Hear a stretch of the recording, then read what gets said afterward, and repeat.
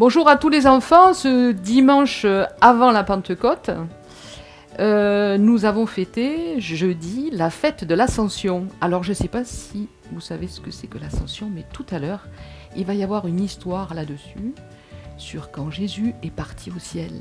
Vous savez qu'il est ressuscité, il est revenu, il s'est montré à ses disciples. Vous regarderez avec vos parents, il a fait plein de choses, mais certainement que les plus grands le savent déjà. Et ensuite, le jour de l'Ascension, il est parti. Mais avant de voir ce partage sur l'Ascension, sur Pentecôte, je voudrais vous partager un verset aujourd'hui qui m'a beaucoup fait du bien pendant le confinement. Psaume 92, verset 10. Tu me donnes la force du buffle. Alors ce buffle, on n'en entend pas souvent parler, c'est pas le plus beau des animaux.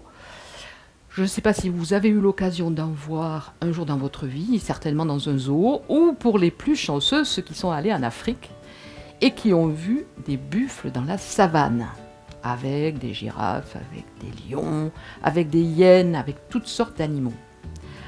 Alors le buffle, lui il mange des feuilles, il est herbivore parce qu'il aime l'herbe, et il va donc être souvent auprès des courants d'eau, des marécages, ou des rivières. Mais, tout en mangeant de l'herbe, il peut arriver pour les femelles, Madame Buffle peut peser jusqu'à 500 kg et Monsieur Buffle jusqu'à 900 kg. Vous vous rendez compte comme c'est important ? 900 kg. Et en faisant 900 kg, il peut courir jusqu'à 50 km à l'heure. Donc comment cet animal, aussi gros, aussi fort, peut courir aussi vite ?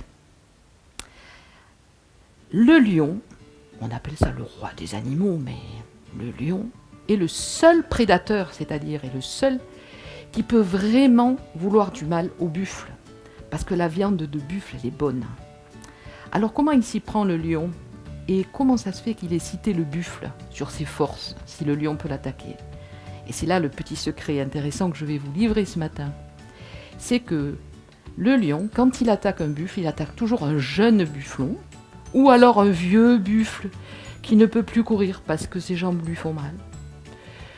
Ou alors un lion ou une lionne un lion qui attaque, c'est un buffle qui est malade ou que, je sais pas, il est fatigué ou que peut-être il est désespéré. En tout cas, il est faible. Il va pas attaquer un buffle qui est fort, il va attaquer un buffle qui est faible ou qui est jeune ou qui est vieux.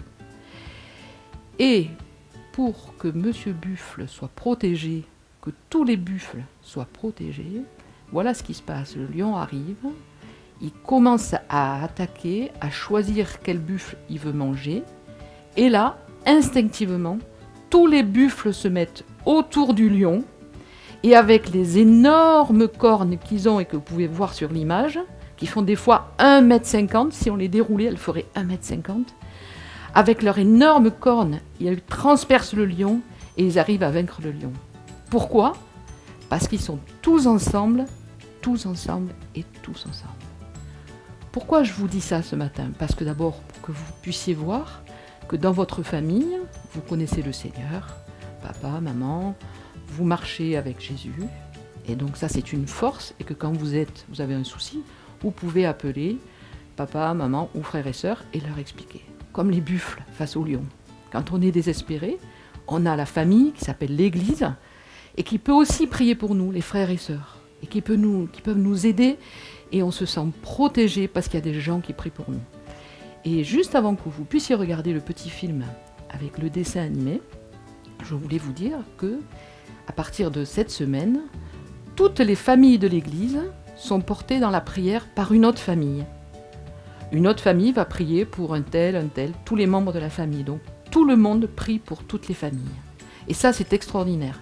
Ça veut dire que vous, quand vous vous levez le matin ou quand vous vous couchez le soir, vous pouvez très bien vous dire « Ah, mais je sais maintenant que cette famille prie pour moi, pour mon papa, ma maman, mes frères, mes sœurs. » Comme le buffle, quand il se met en rond face au lion, il est gagnant. Tu me donnes la force du buffle parce que je suis dans une famille. Je vous propose maintenant de regarder l'Ascension la Pentecôte sur un petit dessin animé qui n'est pas très long, et je terminerai par un autre animal de la Bible tout à l'heure.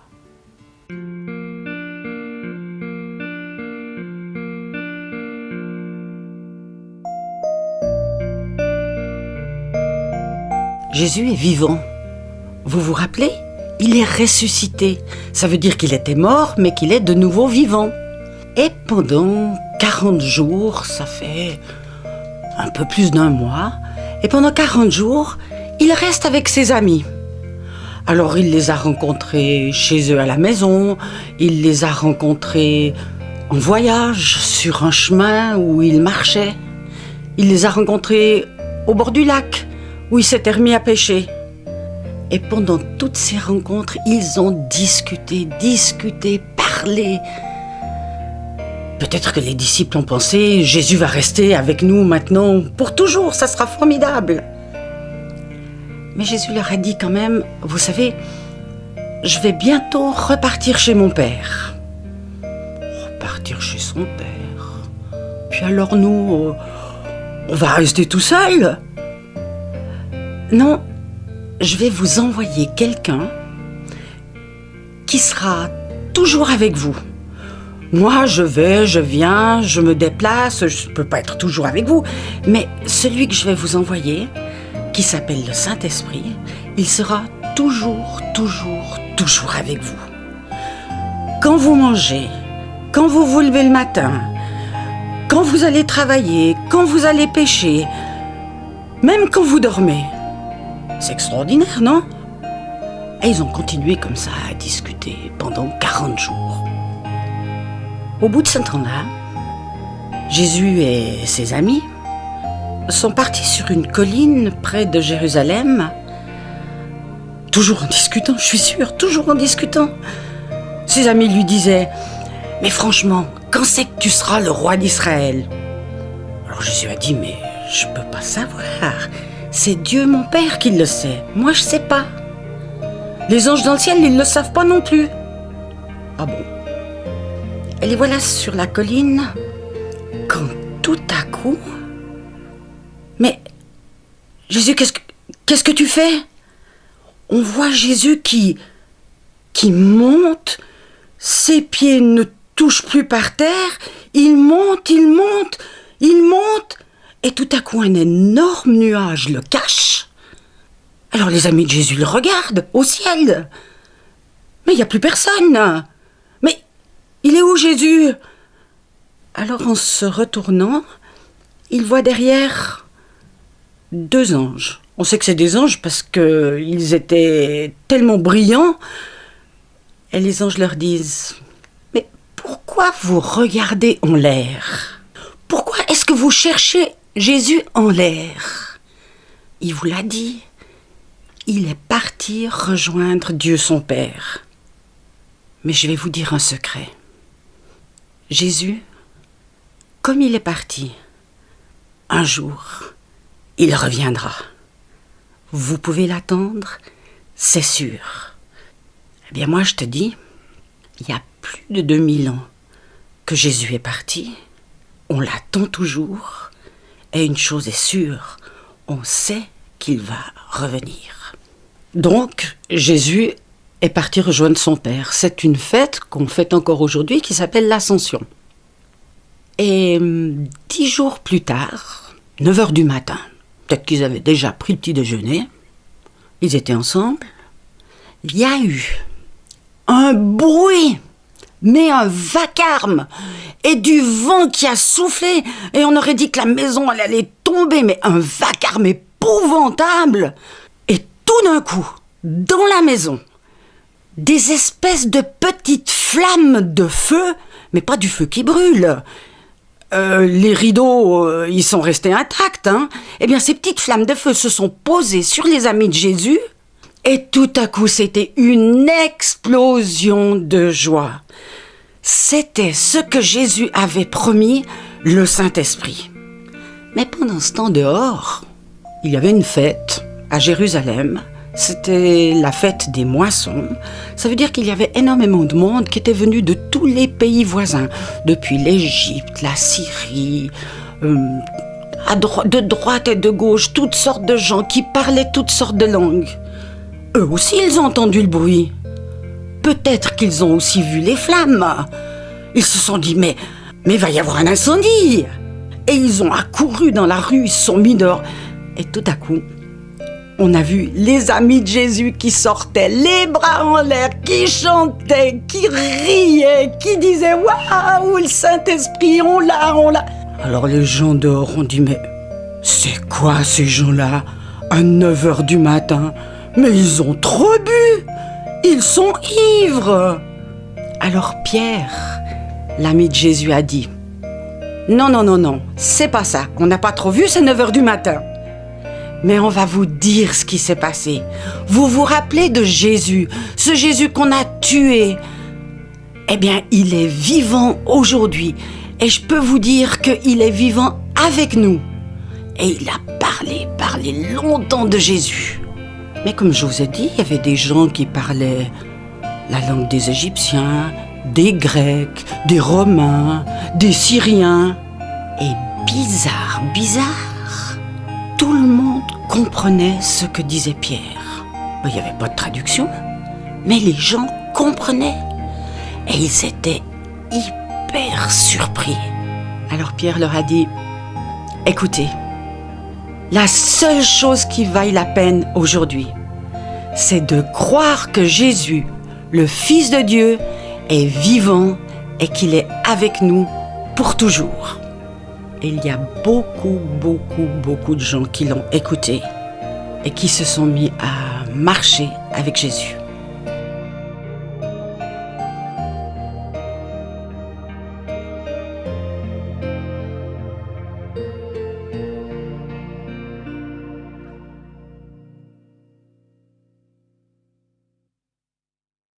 Alors à tous les enfants, j'espère que vous avez été séduits par cette personne qui dessine rapidement en même temps qu'une histoire se raconte. Ça, c'est un don exceptionnel. Je voudrais juste terminer en vous disant qu'il y a un autre animal dans la Bible qui est assez intéressant à regarder. Et vous pouvez regarder sur Internet tout ce qui se rattache à cet animal. C'est un oiseau, plus particulièrement la colombe. La colombe, on en parle souvent et elle représente le Saint-Esprit. Vous avez vu qu'à la fin du petit film, ça parle du Saint-Esprit. Cet esprit que Dieu nous a laissé quand on nous laisse dans notre vie, quand on lui a donné notre cœur et notre vie, et par lequel on est fortifié. Alors le Saint-Esprit, la colombe, on en parle à plusieurs reprises, j'en ai choisi 3. Le premier, c'est le Saint-Esprit dans l'arche, comment il est montré. Vous savez qu'à un moment donné, il y a eu l'inondation de la terre, et puis pour savoir si la pluie, quand elle s'est arrêtée, si les inondations étaient partout, qu'est-ce qu'il a fait Noé? Il a envoyé une colombe. Et elle est revenue avec un brin d'olivier pour montrer que ça y est, le niveau de l'eau baissait. Et donc c'était vraiment l'image de la paix. La colombe, c'est l'image aussi de la paix. Le Saint-Esprit, c'est la paix. Ensuite, il y avait la colombe, sous forme de colombe, quand Jésus s'est fait baptiser. On parle que le Saint-Esprit est venu sous une forme de colombe. Et là, c'était la pureté, la sainteté.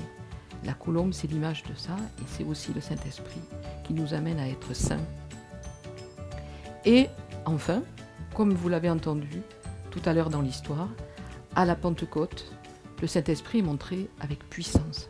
Et je voudrais terminer là-dessus, en disant à tous les enfants qui ont confié leur vie au Seigneur, de vraiment demander l'Esprit Saint dans votre vie.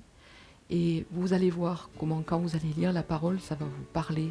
Vous allez voir que vous allez avoir envie de plus aimer le Seigneur, de plus avoir envie d'être en relation avec lui. Le Saint-Esprit, il met des bonnes choses, des choses saintes, des choses paisibles dans notre cœur. Il nous rappelle la parole de Dieu. Il a un rôle extraordinaire dans notre vie. Alors, dimanche prochain, on en parlera plus particulièrement parce que c'est la fête de la Pentecôte, dimanche prochain. Donc on en parlera. Je voudrais juste terminer ce moment en priant pour vous. Seigneur, je te prie pour tous les enfants qui ont regardé ces émissions, pour toutes les familles, et vraiment qu'elles soient bénies au-delà de ce que tu peux donner. Merci parce que tu es le Dieu de la vie, parce que tu nous demandes de choisir la vie, et nous savons que en ayant choisi Jésus dans notre vie, nous avons choisi la vie. Merci Jésus. Amen.